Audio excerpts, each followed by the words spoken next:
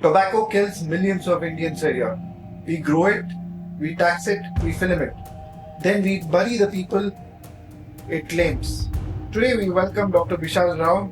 Inspiring innovators और आज के हमारे इंस्पायरिंग इनोवेटर्स हैं ओम प्रोस्थेसिस के फाउंडर्स। एक सिक्योरिटी गार्ड आया था जिसको आवाज का पेटी का कैंसर हुआ था। जब वो सिक्योरिटी गार्ड कैंसर सर्जरी के बाद हमारे सामने बैठा, डॉक्टर साहब मेरा अभी नौकरी भी चला गया, मेरा आवाज भी चला गया, अभी इसकी आगे जिंदगी कैसे गुजारी? वॉइस प्रोस्थेसिस ने काफी थ्रोट कैंसर पेशेंट्स को फिर से एक बार बोलने का वरदान दिया और उसके फाउंडर्स को बनाया inspiring innovators. Welcome, sir. If you go and ask any smoker or a tobacco user, do you want to quit, or have you ever tried quitting? They often say, no, I've almost tried quitting every day. At least 70% of them say that. Number one, do you want to quit or not is the question. If they say yes, I want to quit. Okay, you have enough of our videos to cancer patients to see it again.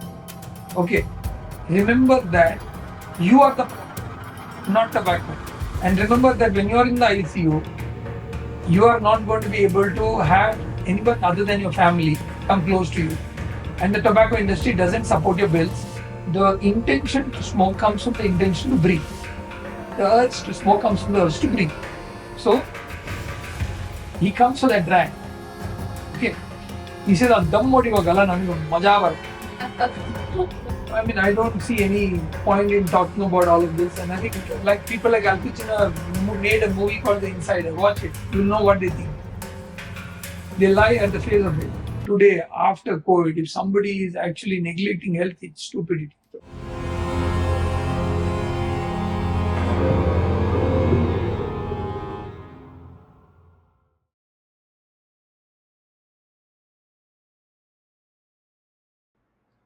Tobacco kills millions of Indians a year. We grow it, we tax it, we film it. Then we bury the people it claims. Welcome to Oncoflix podcast. I'm Dr. Lohit Reddy. And I'm Dr. Kritika. So today we welcome Dr. Vishal Rao, Group Director, Edenic HCG Hospitals. He has won many awards. He has 18 patents and he is an advocate of anti-tobacco domain in Government of India and Government of Karnataka. Welcome, sir. Welcome, sir. So, when you do a total laryngectomy and when you do such extensive surgery and at that moment, it is very taxing for a patient. And as soon as you finish it and in the next morning, when you go to that patient, and what is your first reaction and how does the patient take it in his stride? I think if you look at India's primary issue today is 80% of these cancers are diagnosed late. And if you look at overall the amount of deaths that happen from cancer, almost 1/3 of them are diagnosed at a time when the treatment is too late. So throat cancer is one among such patients where they come in advanced stage and the organ has already been destroyed, dysfunction. And losing their voice, losing their ability to breathe through the nose is a shift in the identity for a person. I remember the classic instance that one of my security guard patients telling me that after this I lost my job, I lost my voice. In India, voice is our identity. Food is our life. Our entire desires for palate is unmatchable compared to any part of the world. Now, when somebody goes through a completely life-shifting, I would say life-shifting episode, a particular circumstance like laryngectomy, it changes their life forever because speech and communication in our society is not just it's not just a function, but somewhere a right to peace, justice, life and dignity. And when they lose that, there is a complete shift in their life. I have seen the spectrum of patients who getting adapted to complete silence. So I would say that, in a society where we call ourselves inclusive, there's one batch of people every day who are going out of this particular inclusivity, and that's what happens to them. They feel they are out of the inclusive world, and that's a big loss for the society. More worrisome, Lohit, for me is that younger and younger people falling into this bracket. It's not a pride today to have to go through this and share and remove saying that we did so many surgeries and we actually removed so many voice boxes or larynxes. Talking about the causative agent, tobacco and smoking, you have been a part of a lot of anti-tobacco activities at a personal level and also at a policy making level. Today, someone somewhere is taking their first puff of cigarette, probably out of peer pressure. What is going to happen to them likely in the next 20 to 30 years? You take us through that. So, interestingly, Kritika, let's take a batch of 100 people and we are talking to them and we are telling them, let's start smoking together today. As you said, right? 100 of them have started to smoke. What's your estimate that how many of them will be long-term consumers of right? Rough estimate. Yeah. I think at least 95. 95. So the studies show that it is about 30%. Is it? Yeah. Oh, that's surprising. Yeah, because unfortunately, the tobacco industry knows that it's not easy to get them addicted. You need an average of over 3 to 5 milligram of nicotine in your blood regularly to make you long-term customer. Okay. So the addiction game is about how do I get 100 customers every day so that I at least have long-term 30 assured customers. Because most of them will not reach the critical point of 3 to 5. And hence this game continues. So if you look at the tobacco substance, it has 6,000 chemicals because they want to improve the delivery system of nicotine. Faster, better, shorter, because you can't give heavy dose of nicotine because it's a poison. By the way, nicotine is banned as a pesticide. However, for human use, we are allowed it. So the paradox is that these 6,000 chemicals, of which at least 60 to 70 are being considered carcinogens by IARC, the International Agency for Research on Cancer by WHO. This affects every cell of the body, every organ of the body. There is no organ in spares. So what we are talking about is from a cataract to brain degeneration, Alzheimer's, to looking at cancers, to heart disease, to lung disease, everything. But we often joke and say that if you live long only, you will get all these other diseases. Most of the people die early. So we always say that nicotine is the addictive substance and the carcinogenic substances are much different type of you mentioned. In that case, is pure nicotine less toxic? Remember, the tobacco industry runs the nicotine game. It's the nicotine business. So when the electronic cigarettes were launched, India banned it. There was a lot of hue and cry that, look, we've removed all the carcinogens, we're just keeping nicotine. So we gave a counter proposal and said, remove nicotine, keep all the carcinogens. But then they said, no, we can't run that. Why? Why can't you run that? Because the substance that's running the business is nicotine, not anything else. So the addiction game that's run today is run under the nicotine game. So Karnataka took a special step to put nicotine under the Poisons Act. Right. It has actually notified nicotine as a poison. The reason is, it's like a decaf coffee. Now today, if I tell you, give me a denicotinated cigarette, you will not take it for 2 days. As I told you, 100 people, only 30 will be locked in school even after nicotine. So imagine without nicotine, it will be 0. So it's the nicotine business. They fool you saying it's tobacco. It's in the nicotine business. So you spoke about the security guard losing your voice, but there is cancer doesn't differentiate between rich and poor, but tobacco does. Does the tobacco intake vary between different classes? And is there an inequality in the disease pattern itself? See, unfortunately today, India has been the global headquarters for chewing tobacco. I believe our biggest problem is bedi, okay, and chewing tobacco. Not weed. I am not being kind on cigarettes. I'm just saying that our biggest problem, where 80% of the rural population is consuming, is this. So now BD doesn't have a filter. has a higher dose of nicotine and tobacco. And the puff that you take loads higher nicotine because there's no filter. So unfortunately, weed is more harmful, being consumed by the poor. Chewing tobacco by ladies, younger ladies, because all the time keep it in the pouch. And unfortunately, the most interesting trend we found is late users in tobacco, in cigarettes was not found, but in chewing was found. I mean, people starting at 40s was higher. Right. So it's a very threatening trend, and the government of India took a big leap on this to ban chewing tobacco completely. Under the Food Safety Act of India, 2.3.4, which said that no food particles should have any component of tobacco or nicotine because they would make it addictive. Now, what was the addictive? What was the food substance? Aragonite, saffron, elaichi, many of these, under which they would add. So, under these food elements, they would add nicotine. So that they make it addictive, which was called pan masala. I'm just telling there will be multiple words to all of this. They would boil it down to one simple story.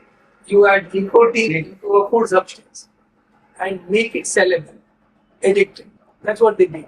So whether it's an elaichi, whether it's pan parag, whether it's something, so many studies were done where they are all adding nicotine. Because they need addiction, otherwise the person won't stay in that business. So know that this entire game has been created with nicotine as the denominator. Using this particular business has flourished. And today, if you see the lakhs of people that are dying, younger, Karnataka, you are seeing it, both of you.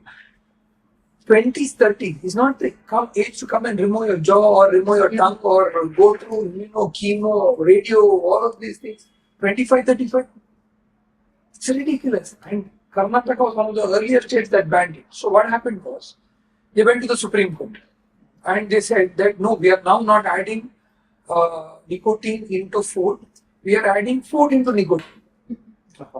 And that's currently waiting under the Supreme Court's directions to be banned. But I believe state governments have the power, and I would use this opportunity to tell you all, we should use Oncoflix to reach out to every state government and give them a wake-up call. I congratulate Odisha recently did it. I think Assam was doing it. I think a couple of states have already initiated this thing. We have to take up a call to say that we need to completely ban chewing tobacco first. Exactly. And we have no conflicts of interest between three of us here that we're saying that we are partial on them, but that's the biggest killer right now. Exactly. The killer that's killing younger people. We have to ban surrogate advertisement. We have to request celebrities to say stop endorsing this. Whether it's a Shah Rukh Khan, an Akshay Kumar, or I don't know whoever else, or Yash, or anybody else. Please don't do this. You are selling a product and killing people. You are entertainers. You are not mass murderers. Don't do all these things.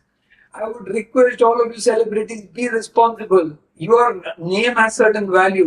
When you stand there, and if that person is coming to me, after that, I lose celebrity respect on you. Exactly. So I think there is a need for us to look at this in a much holistic manner, because this consumer is the product, not tobacco is the product. This fellow is the product. And when he is finally sitting in our hospital, in the ICUs, we always know that we see only the close relatives around and not the tobacco industry who sold him, not the vendor who sold him. Correct? He's under loans, he's under duress, his entire family is gone under so much of pressure. So that's where we are with this current context today. I'm a little worried because even women have caught up more to smoking now. And that's thanks to gender equilibrium and all that. But you don't have to repeat the same stupidity that men led. So I think we need to rethink on this whole thing in a much more mature manner. So talking about smoking again and tobacco. So smoking and lung cancer has much more visibility. If you ask someone what cancer can smoking cause, they will say lung cancer. But you being day to day dealing with so much of head and neck cancers that too here in India, why is that visibility of this head and neck cancer being caused by smoking and probably the effects of it, like how we spoke of laryngectomy, organ losses that potentially causes a change in quality of life itself. Why is the visibility of that not as much as smoking causes lung cancer? I think this is a Western narrative. I think we need to set the context to an Indian narrative, and I think HCG kind of institute should lead this narrative strongly. Yes. Because this is a Western narrative of telling that lung cancer and smoking, but our problem is different. Our problem is chewing tobacco. Our problem is bleeding. Our problem problem is still relevant to a certain context, and we need to set the context right and work with government to ensure that the context setting is more clearer here. And otherwise, we'll only be chasing the West, following their algorithms, their protocols, and their way of looking at the problem and solving it their way. Yeah. So, we talk about Nipani and some places in Mysore where they grow tobacco. What are the initiatives government is taking, or how do you probably help farmers grow other crops other than tobacco, so that they're not going to be making a living out of selling tobacco and probably destroying our present generation and the future generation. You've been working actively with governments as well. You've been working with NGOs. What are the measures taken by the government and the organizations in helping the farmers? So fundamentally, there is a discord here between the thinking. When we say government, the government has several divisions, right? Okay. So we have the commerce division that supports tobacco, and we have the health division that fights it. So there's a conflicting mandate here within the government. Okay. So the tobacco board comes under the commerce industry. And where they are getting taxes, promotion, growth, sales, revenues. And we've got the health, which is crying and saying we are doing our Ayushman Bharat, we are doing more schemes, we are doing ESN, we are selling more free health. After trying to give them the poison, I'm saying I've got the antidote also. So it's a paradoxical approach within the government. So first thing we have said is that the commerce industry should not be controlling the tobacco industry. It should be an independent body that should have, or change the mandate of the tobacco board to say that we will reduce tobacco. It's like a constitutional note.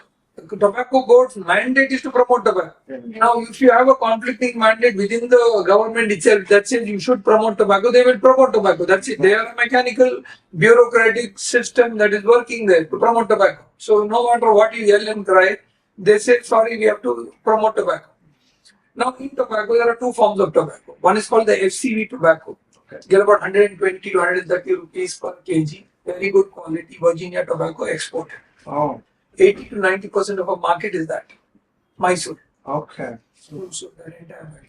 Then we have non-FCV tobacco, Nippon, BDs. So we have two different tobaccos we are talking about. That particular group, 120 to 130, give them a crop that gives that same money. Yeah. Okay. This group may be getting, I don't know, somewhere around 40 to 70 or something like that. Much cheaper, poor quality tobacco, non-FCV tobacco, non-cured tobacco, not much of markets, BD. Poor quality. Why? Because the land is dry. They say we can't grow anything. How are you going to solve it? Water problem, irrigation. That has to be looked into another separate approach. I mean, it needs a structured approach where academia and industry come together and solve this. It's not something that government can own it. I'll give you an example. When plastic came in, what happened to jute? Was there a government program that took jute out and then gave plastic and said, no, do this? It's a classic example in the entire West Bengal that happened as a movement. Markets have to decide this, not some government scheme that's going to decide it. If you leave it only to government, it's not going to. So we'll have to see how are we going to think in the next 10 years to rethink and reimagine this entire problem in a new way. Not sit and say that, oh, government has to do it. Government, yes, will have to facilitate it. And the government's intent is very clear to do it. Australia, India is a signatory to the FCTC of the WHO. The first public health treaty signed in the world. It's called the Framework Convention of Tobacco Control. I've been a part of it. It's the first global public health treaty that has been signed by more than 190 countries, and India is a part of it, leading South Asia. So we are committed. We are committed to it. The government of India is committed to it. The government of Karnataka is committed to it. Despite being a grower, it is committed to it. But why do you see a lag at the implementation end of it? So I'll tell you the interesting dynamics of this. If you take the entire farmer list, let's say we have 5 lakh farmers, 50,000 of them are tobacco farmers. So what is that percentage? That's a small percentage, correct? Less than 10%. When we say a farmer, what do we say? A farmer is an annadana. He gives us food. Farmer doesn't kill us. So first thing is segregate this group and keep them as a separate group. They are not annadana. The product is leading to deaths. Don't, whenever the tobacco lobby, you know what they do? The first time that a policy is being made by the government, 1 lakh farmers are kept in front saying they're going to die. Do not misuse the farmer here to try and portray a wrong picture to the government. Yeah, absolutely. Okay. Second thing, the tobacco industry is fund politics, fund political parties. That should be somewhere as a part of an ethical debate, and the political parties internally need to think about it. And it's a request from all of our doctors here to say to the political parties, saying somewhere please take some alternative resources other than these companies, because unfortunately you'll have to favor them and make policy for them. The third part of this entire jigsaw puzzle is that when such a product or industry is kind of promoting its products, the conflicting mandates within the government needs to be resolved here. And a policy framework is to that. And government, the tobacco board, in fact, initiated a wonderful initiative called the Ban Buyout Scheme. It's still there in the pending in the Rajya Sabha, Lok Sabha, and a good debate. It was one of the most successful programs that the Andhra implemented, where they said that we buy out your barns and we'll give you alternate crops and we'll give you a short sum of money and markets will get connected. But the moment they realized this is working, they shut it down. Okay. So the barn buyout scheme is something the government should reactivate from the tobacco board itself, and the tobacco board mandate should be changed towards reducing tobacco and not promoting tobacco. Right. That would be the final answer. Judiciary, media, NGOs, government, hospitals, doctors, everybody should play a role in this. Tobacco industry is not something that can be tackled alone by one single person or one single committee. And tobacco industry also understands this. The most paradoxical joke of this is Godfrey Phillips, I think Philip Morris, runs its own de-addiction centers. Yeah. What more can you have? They are so confident you can't quit tobacco. So today we stand at those point of solutions where we have to rethink and reimagine a new way of solving this with markets connected to these farmers, showing them how we can actually solve this at scale without reducing revenues. So talking of nicotine, you did mention how it gives the addiction factor. We know another common issue today that we face mainly in youngsters is drug addiction or heroin. If you compare nicotine to heroin from a neuroscience point, how is it? Which gives the better addiction or more kick? Which is more dangerous? So nicotine is about 1,000 times more potent than heroin. Number one. Number two, what you need to realize is that nicotine is a gateway drug. 90% of the drug addicts start with nicotine. The loading agent is nicotine. Right. Okay. So today, if you hear some of the new parties, the silent noise parties and all, where the loading agent of this heroin and all, which comes as liquid catalyst, first thing is they start with e-cigarettes and nicotine, and then they move on to this.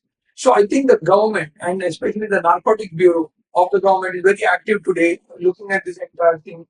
I'm trying to understand, and that's why I tell the Narcotics Bureau, and I've been re-emphasizing this globally, to say that nicotine is the gateway drug. Please, if you want to have a successful drug-free nation, school, environment, start with tobacco, because that's where the story is. Right. It starts from there and then moves to ganja and then moves to some other promotions. That's right. But somehow when we talk of this narcotics, nicotine or tobacco usage doesn't come into anybody's mind. Glad you brought this up, because nicotine is the gateway drug in 90% of it. Yeah, so that makes so much sense, and probably stricter guidelines has to be there implemented for School level. At school level. And I would urge you through this platform of Oncoflix, Rohit and Kritika. See, the one thing that we can do at our level using this social message today is, let's all three of us make a simple request to the people out there in, let's say, start with Karnataka. But let's say all India, anybody who wants to do it, we want to call for an action. We have Government of India's TOFI guidelines. That is the tobacco-free institutional guidelines. I want every school to take a copy of it from Oncoflix. I'll send it to all of them. Okay. Tell them to reach out to you. And every school has something called an HDMC committee. Correct. Which means the parents checkup. It's mandatory by the government. Now private schools also have it, but in a less structured way, and don't follow it correctly. Public schools, government schools also have a mandatory reporting system. I would urge that parent teachers in every school, especially above the age of class 5 students, should mandatorily be monitored If there are tobacco selling shops around that area, there are classic guidelines on how to inform the local police station. We can give them email address and helplines. Take this as a campaign and clear out all of them. Make this actionable. Let more lives be saved. Let us keep helplines for them to save, and which are already existing. We don't need to redo all of these things. But this ownership has to start at every school level, where they're going to say, thanks to Oncoflix, we now know there's a topic guideline, we have it in the hand. We don't need any government order for it. Government has already ordered it, but I'm saying this is your responsibility. Take it up and make your college, school, campus tobacco free. Right. Completely do I it. think it's extremely important that we convey this message across. The addiction pattern that this creates eventually leads to a lot of other issues. It's about catch me young. Yes. Now you imagine this, Kritika, every year we lose about 10 to 15 lakh people to tobacco each year. If I'm a person who has a business, who's running a business where 15 lakh customers of mine are gone every year, what do I need to do? I need to have new customers. Where will I get them from? Not from you and me in this category. It's from schools. Yes, it starts very young. So most of these outlets are around schools. Now, I think let's pitch another idea here.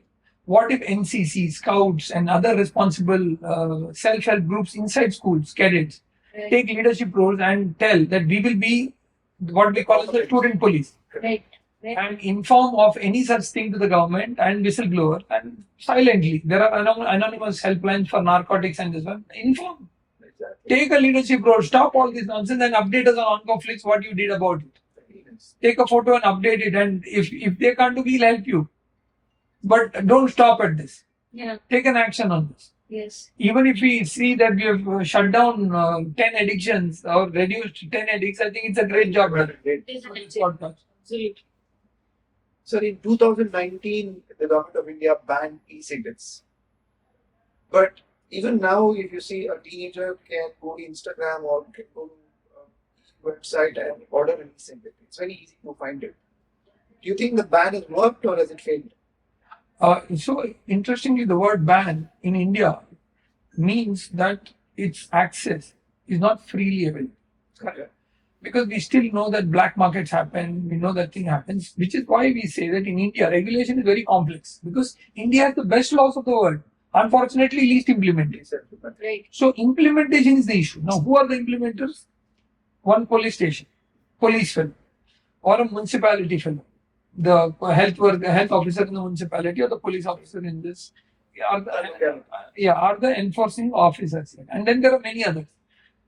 Each police station, one fellow will have 350 tasks. On an average, I'm saying, this is from actual calculated numbers. One BPM health officer will have 120 additional tasks. In addition to that, you're telling him to enforcement. Correct? So now government of Karnataka took the lead in terms of actually putting the tobacco related violations under the monthly crime report. So they are actually actively doing that entire thing, and many states have done it. So there is active enforcement going on, but there has to be a participatory democracy. That means citizens should also be a part of this. In smoke-free areas, I would say, every hotel is violating it today. Exactly. Every hotel which has got a bar. Right. Yeah. So, sir, if we speak of this addiction and quitting, if you go and ask any smoker or a tobacco user, do you want to quit, or have you ever tried quitting? They often say, no, I've almost tried quitting every day. At least 70% Sure. of them say that. But hardly, we can say 30% of them achieve that. There is a gap between the intent and whether they reach. We do have de-addiction centers. What are the success rates of de-addiction in these centers, and why is there a huge gap between the intent and implementation? So I'll tell you, if you look at the WHO official figures, it's got something called Empower strategy, which always offering de-addiction. India's own data, global data shows that the quit rate is at 6%, which is why Philip Morris runs its own de-addiction center. Now, at HCG, we started our own way of de-addiction, and we hopefully going to come up with more campaigns and more amount of activities. We believe that the best way to quit tobacco is cold turkey. And today, for all our smokers, I would say that cold turkey, which means just throw it and quit it. Somebody has told them if I leave it slowly, I will be able to quit it. Wrong. Right. Cold turkey is the best way. Quit it now. But I was told that if I quit it immediately, there will be problems. No, that's a myth. Because within seconds, your body's circulation improves, lungs improve, your brain functions improve within seconds. Within minutes, overall life becomes better, and within months, transformations happen.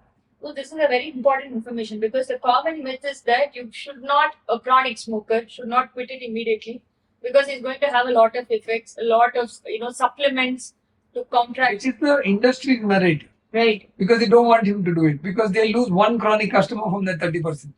I think the information that you have given is very relatable if you ask patient stories. Because everybody wants to quit. Right. Now I would offer a solution through Oncoflix, and I would request you all to take this message out to any person who wants to quit smoking in 5 minutes. Let's give them a solution to it. Let's not tell them you have to do 1 week of rehabilitation program, go to one psychologist, spend 1 month, not practical. 5 minutes, 3 of us are going to come up with a plan and give them and say 5 minutes, quit tobacco, cold turkey, the HCG, close it. Okay. Let's do it in a simple way. Now, I have seen people quit this. Number one, do you want to quit or no? Is the question. If they say yes, I want to quit. Okay, you have enough of our videos of cancer patients to see. See it again. Okay. Remember that you are the product, not tobacco. And remember that when you are in the ICU, you are not going to be able to have anyone other than your family come close to you. And the tobacco industry doesn't support your bills. You are going to be running to governments or asking hospitals to pay. And we, as a responsible hospital today, are asking the governments, saying we don't want this disease. Head and neck department, you can shut down. I don't mind. I don't mind closing this department, sitting with Lohit and Kritika doing a podcast. I will do this. I am having the conviction to say, I don't want a department. This department of mine is running on tobacco. It's a shame on me that I'm saying that every day I'm cutting a throat, a tongue, a jaw. When Rohit gives ladies and says, sir, this has failed. Now, please, can you remove this jaw or tongue or throat? It's wrong. So I am giving you a challenge. I want to close down my department. I don't want this department. And I don't want Jaydeva. I don't want Kidwai. 70% of the workload is there only, no? Right. Let's change the Karnataka. Let's make an effort. Let the government come with conviction with us and says, yes, let's do this. I'm saying a small podcast can have so much of power to change the world today and revolutionize the younger generation. Let the Gen Z, the Gen Alpha take up initiatives. Let the younger generation lead these solutions. So first step is the reason we need to understand is, yes, he needs to have a reason to quit. Step one. I'm saying in 5 minutes. Make up your mind to say, yes, I want to quit. And do not do that out of force. That means somebody's nagging me, somebody's saying tobacco is bad, somebody's doing this, that. No negatives. I always say it's not anti-tobacco, it's pro-health. Forget about anti, all this. Let's do pro-health. I'm saying, remember how many things that can happen within a second, but you have to first decide, look at that photo on the packet and say, yes, this could be me. As simple as that. That photo is not a myth. That photo is real. Yeah. Which is why pack warnings have been put. Right. Which is why the 170 countries tobacco industry opposed it. To say that we don't want that warning. Australia is the one which says no advertisement also. So that warning is genuinely a warning, and that actually changes the perception of a patient when he looks at it and says, I think, you know what, this could be me. And today as Oncoflix, we are here saying, yes, it could be you. That's real. First step. Please remember that don't think that it's going to happen to somebody else. Now, you know why this happens? Because if I hold this electric wire and if Lohit tells me, sir, shock, I will not touch it. Exactly. But if you tell me, sir, after 10 years, it may give you a shock. I say, okay, no problem. Oh, this makes so much sense. No immediate difference. No, I'm saying he's telling me something. It may happen. And it may not be me. Right. Maybe your thing. My hand is very superb. I'm strong. I go to gym every day. Yeah. So, very important. But the moment you say, no, right now means I do this. So, I just want to say that we have to offer the first question, that is, yes, the intent to quit. And then I put 3 points in front of you all. First thing is, the intention to smoke comes from the intention to breathe.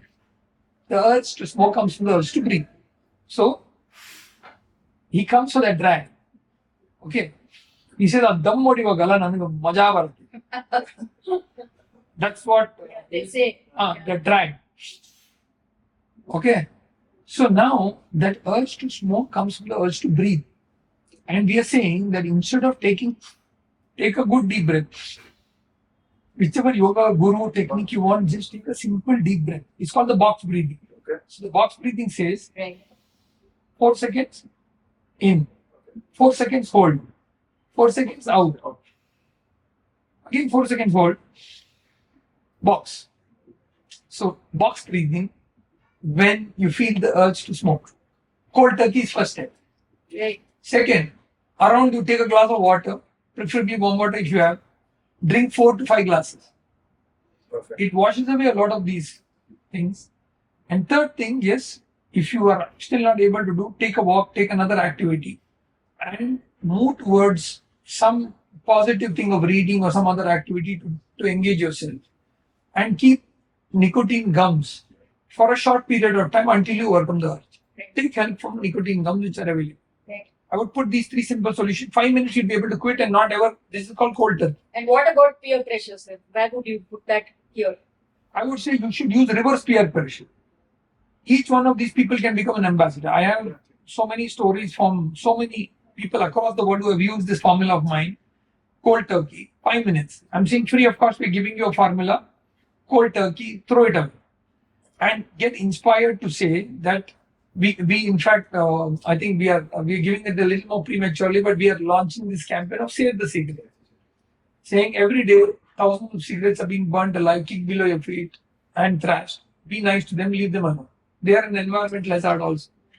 Okay, so in a positive way, I'm saying don't take this as anti, just save the cigarette campaign and call it up. And I would urge through Oncoflix, any relative, friend, or anybody who has a friend who's a smoker, please share this with them. Okay, and give us a feedback on where you're able to do it. Otherwise, we'll help you again. HCG's entire centers all across the country is out here, 21 centers to help you quit it. Right. That's a very It's interesting. So you did mention when you spoke of, right, if at all you land up, somebody who smokes lands up in a cancer, you're there in the ICU. So your family that is going to support you, it's a very true word. Having said that, you deal with these insurances day in and day out. The moment we mention past history of smoking, which a patient could have had in a head and neck cancer, do they approve that medical insurance? They should, because most of the time the patient has to disclose. Now, I don't know what he has disclosed, what he has not. Ideally, every responsible smoker should disclose in their insurance that they are smokers, because they have to pay a higher premium, and because of that, those people don't want to do it. Right. I think it's an irresponsible behavior by a citizen who's smoking and is hiding it from an insurance company. Right. That's not transparency. So they should inform to the insurance companies, because at the end of it, it's business. You are asking for health insurance. They would want to know what risks you have, and Right. smoking is a definite risk factor. So where do we stand there right now? Do you think your patients majoritively have disclosed that they are smokers when they've taken the insurance? Yeah, I know many of them have got rejected because they have actually disclosed it. They've got rejected because they didn't tell at that point. Right. So that point of it has to be understood by them. Right. That look, it's moral responsibility. a doctor can't change all of this. Right. This is between you and the insurance company. We are not here involved in this. Right. But it is important that they disclose it in the beginning. To the insurance company. Right. It's very important because often day to day we see this, that insurances get rejected when they haven't mentioned their past history or It's a good information you're giving to the insurance provider, to the insurer right. who's actually using these particular things. This is what we face day in and day out when patients come to us, and financial toxicity is a big burden for giving us the best treatment first time as well. So that is always a problem what we face in our clinics as well. And Lohit, I couldn't agree more. And today, after COVID, if somebody is actually neglecting health, it's stupidity. Right. Very true. And what is your stance, sir? These cigarette companies, should they be giving a health insurance as well to the smokers? See, I believe the tobacco industry is one of the most evolved professional business industry ever across the world. They're the masters. They manage from womb to tomb. If you look at some of these companies, they have every product in every range, but their main business comes from tobacco. Right. I'm not going into the specifics of them, but I'm just telling them that they have a womb to tomb approach. They control everything. Yeah. So now think of it, that these companies have one agenda, revenue. They're not interested in any of this. Right. So I mean, I don't see any point in talking about all of this. And I think like people like Al Pacino have made a movie called The Insider. Watch it. You'll know what they think. They lie at the face of it. This is the only product when used as instructed kills. Right. There is no other product in the consumer industry. Yeah. You tell me one product which used like iron box. When used as instructed, ions. Exactly. Correct? Mic. When used as instructed, records. The only product when used as instructed that kills is this. Amazing. So talking about celebrities, marketing tobacco, nicotine products. Okay, we see a lot of advertisements there. We're speaking about teens getting addicted to tobacco as well, and this could add as a huge influence to getting the addiction for teenagers. Is there some kind of moral responsibility from the celebrities, or what message do you want to like portray? And you've been uh, the tallest anti-tobacco or anti pro health proponent. So, what is the message you want to give to the media or to the celebrities via Oncoflix? I think Anvay, my association and discussions, even with the film industry, has been very candid. They call it as creative freedom. Okay, they call it as creative freedom. However, what people should know is tobacco industry has some funds that it gives to the movie makers to ask the hero to smoke or the heroine to smoke. So that is funded. It is not randomly that they're doing it. It is a funded act. Now, governments also have to regulate this, and the industry, that is the film industry, and the censor board also has to act on this. I believe that when a person, like it was in one of the movies, that the detective who had to think of an idea had to smoke. Because when he smokes, he gets an idea. Or in a movie like Pushpa or in Yash, the KGF movie, when he has to act that brave act, he takes a track and then after that he acts. We need to unearth how much of funding was given by the tobacco industry to all of them to promote this. Because it is not an accidental act. It is not a creative this one. Additional to creativity, you're doing something. Please be truthful about it and transparent about it and tell how much money was given and sponsored by the tobacco industry for you to promote this so that many of these people will be killed in the next 10 years. And then join it. So they often use this entire thing, and the tobacco industry is infamously known to fund the movie industry for surrogate marketing. It's called surrogate marketing, where so before expressing her sensuality, she's taking a fat. Keeps an imprint in your mind saying, wow, okay. When that fellow gets a brilliant idea and he's like, rocket boys. I said, Homi Baba, they used to show. And then he was thinking of a rocket. And you are trying to say that after that cigarette, he got that idea? No, that's a wrong myth. That's a completely myth. That's a big myth, and that's completely illogical and unethical. The point is the industry uses this. It's not the freedom of creativity. That is what they use over there, the film industry, to say it's our creative freedom. Fair enough, you have a creative freedom, but in the creative freedom is a creative responsibility also. You are using this entire thing. Today, when you are using guns and everything today, you are not letting them say that everyone take that gun and shoot each other. Correct? You're not trying to change that entire behavior here. But with this, you're changing the behavior. So this is a responsibility of any entertainment industry to ensure that this particular act is transparent, clear, and also responsibly done. And then after that, it's every actor's ownership, and beyond that, we don't control it. But there are still solutions where the censor board asks mandates from the industries to understand the funding resources and ensure that while you're putting labels of smoking is injurious to health, actually prevent funding of these industries, because it's like the hotel industry. The hotel industry tells us we make our money from food and beverage, not from smoke. But we keep the smoking room because the tobacco industry promotes it. So why would a bar which runs on alcohol and its main money comes from alcohol, its main money comes from food? They are illegally kept a smoke-free area, illegally, because they're saying we're just thinking that there's no enforcement. And the last hookah fire that happened and other things are classic examples of disasters that have happened. But I'm still saying second-hand smoking is such a big disaster. Third-hand smoking, where the food particles of all these carcinogens are on the plate, on the sofa, on the food, on the water, in the breath, in the shirt, which doesn't go for years. Yeah, absolutely. So, from an economist viewpoint, so they often say that if you increase the price of the cigarettes or PDs, it may reduce the consumption. What is your viewpoint? Would it lead to quitting anyway? How does it solve the problem at all? I think, beautiful question. The Lancet Commission, which was actually set up on this, on tobacco control, and gave an answer, pronounced it as the world's most powerful tool against tobacco, but the least utilized one. Right. For every 1 rupee of increase that you have on tobacco, you will. So there's a dictum that says double the taxes, triple the revenues, and half the debt. Right. That's the formula. That's how powerful it is. But no government wants to touch it. Why is that? Because the political parties are funded by the tobacco industry, and when they sit on the table, they request them saying that don't do that. That's the only reason. Most commonly, and then they have definitely they make revenues and additional taxes from tobacco.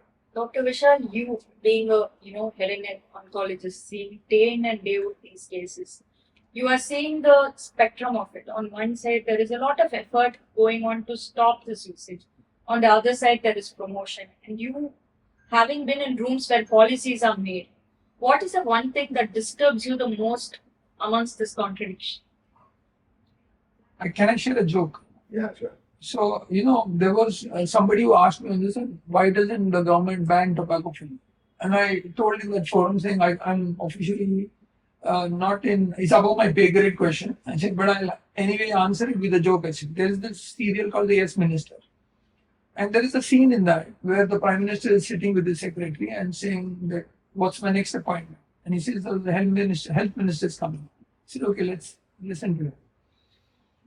So the health minister walks in, sits across the table, and he's listening to the health minister. The health minister is saying, see, this tobacco is killing so many people today. It's ravaging lives, young deaths, diseases, the expenditure on health, NHS is burdened. There's so much of healthcare the government is spending on this. It's so ridiculous. It's not worth it. We need to ban tobacco. He says, absolutely. I don't see any doubt in this. He says, let's go ahead with it. He says, secretary, let's initiate this action. He says, thank you, sir. And he walks out. He says, what's the next appointment? He says, to the Commerce Minister. He says, oh, please call him. So the Commerce Minister says, sir, I would like to tell you that tobacco industry is one of the best industries we've had. The number of deaths that are happening with it, we are saving so much on geriatric care. And the revenues they bring to us from the farming and the other areas, taxes, wonderful. It's really been helpful for us. Plus, they fund politics. Oh, in addition to that, you know what? They sponsor sports also. Yeah. So he says, I think they're doing a great service to the society. We should continue with them because as a revenue-driven society, capitalist, we need to have. He says, oh yeah, that's a real valid point. We need to factor this in also. So he goes out. And then the Prime Minister looks at the secretary and says, my friend, what do you think? How do we now take a decision? He says, sir, this is a complex one, sir. He says, the only solution I see is we change their portfolio. So the health minister and the commerce minister, the health minister. Now they're seeing two. Commerce minister has come inside. Who was earlier the health minister? Saying, sir, I think, you know what, we need to change the stand. I was wrong. Because my portfolio is changing now. So I don't have an answer. Right. But I'm saying this is a paradox, a joke that we have to look at. And I'm saying the mandate ultimately is that the tobacco board's mandate needs to be reduction of tobacco, not promotion of tobacco. Right. Highest level. Then comes markets that have to support, with support and assistance of the government to connect markets to farmers to ensure that they have a smooth transition like the barn buyer. And Perfect, sir. If a teenager, 16-year-old, okay, a school nearby, okay, will watch our podcast today, and tomorrow morning, he has got an offer from his friend of a cigarette, okay. So you have 5 seconds from the offer to the answer from the teenager. If in the 5 seconds you have one sentence, what would be that sentence be? He should ask him, before I smoke the cigarette, you have to tell me what is the definition of a cigarette. Okay? He has to ask him. If he's able to answer it, then well and good. Otherwise, I'll define it. I'm saying a cigarette is a white cylindrical object with a filter on one end, fire at the other end, and the filter is held by a fool at the other end. That's how a true definition of a filter, of a cigarette is. Wonderful. So That's all you have to define it. Wonderful. Without talking about the arm prosthesis that you had made. So we all know that it was a $1 prosthesis. It helped people speak at a very cheap rate, which otherwise would have costed them fortunes. Tell us about the journey, sir. How did you get the question? How did you solve it? And your emotional feeling when you achieved there and the patient response when you saw. How was it? So this had something to do with Viksit Bharat 2047 when we envision India that has changed. I think about 2013 when I got that idea and started working on it. It was that time the ecosystem was such that they would say that it's all impossible. Nothing, it's a waste. You can't even think and imagine of this. Then at that time, me evolving the idea in 2015, actually, one of my colleagues telling me that why don't you just present it as a presentation in the innovation forum because you've done something. And I said, why would they be interested in it? And casually, I just went there. I didn't realize I was the last participant. Bad slides, bad presentation. Went there, put 4 slides saying no voice, patient suffering. I imported silicon, created some initial this one. Then after that, we applied for clearances, fitted it into the throat of the patient. The patient spoke 5th slide. Very badly presented, but prepared half time inside that program in the Niman's Hall. I won that award. Okay. And then it changed the way things were. Then Government of India came forward and said, we heard about this, we want to support you. And I remember at that time, and I acknowledge the Department of Science and Technology, Department of Biotechnology, ICMR, All India Institute of Medical Sciences, Tata Memorial Hospital, and I think NRDC, National Research and Development Corporation, NRDC, above all HCG, who believed in the madness, in all of these ideas, our chairman, Dr. Ajay Kumar. Collectively, it was a consciousness that said, let's make a disruption to see how we can change and shift the way we can change the way. Till that time, there were 2 patents in the world, US, Europe. Then came a 3rd one from the world. It came from India.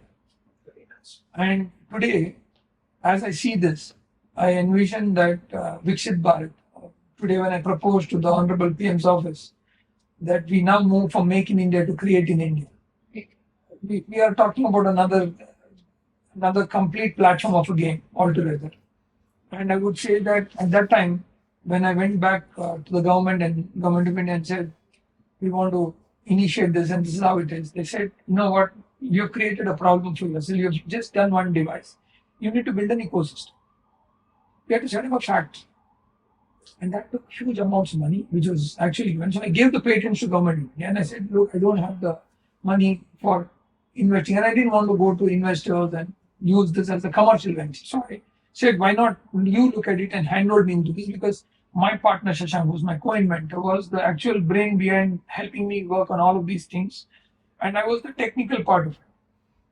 He used to help me with the material part of it. So together, we came together and created this, but dedicated it to the country. And we wanted to change one philosophy, that is speech is a right, not a privilege. Right. So we wanted to reach out to the poorest of the poor countries where there's no voices and gift them a voice, wherever there is. So our work is still not complete. I would say that if you look at the best of Lancet's publication, they say that a journey from idea to proof of concept is 17 years in it. That's the range. So this is the truth of this industry. So I think I've completed a few years. I still have a few more years left to take it to the world. I'm not going to stop. From people who told me impossible, from people who troubled me, to people who insulted me, to people who humiliated me, to people who encouraged me, hugged me, supported me, to including Netflix, who made a documentary on it. Right. Yeah. I would say the journey is beautiful. World Intellectual Property Organization today honored me as the personality of the month for the patents that I gave them to the world. To the Prime Minister's office that actually gave this honor of making a Netflix on this entire thing. To the idea of Vikshit Bharat, to the many crazy young minds today who are sitting and ideating something and saying that somewhere something is not possible.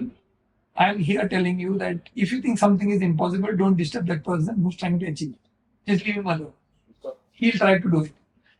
And I think all that I could get out of this entire journey was entrepreneurship. As bad as the spelling, so is the journey. It's complex. So nothing is easy over there.